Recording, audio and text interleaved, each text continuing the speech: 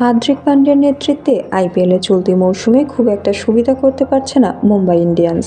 যদিও গত সোমবার শক্তিশালী সানরাইজ হায়দ্রাবাদকে হারিয়ে প্লে অফে খেলার স্বপ্ন বাঁচিয়ে রেখেছে 5 বারের চ্যাম্পিয়নরা। হায়দ্রাবাদের দেওয়া 174 রানের লক্ষ্য তাড়া করতে নেমে 17 ওভার 2 বলেই জয় তুলে নেয় মুম্বাই। 51 বলে 102 রানের অপরাজিত ইনিংস খেলে মুম্বাইয়ের জয়ের নায়ক সূর্যকুমার যাদব। 12 ম্যাচে এটি ছিল তাদের চতুর্থ জয়।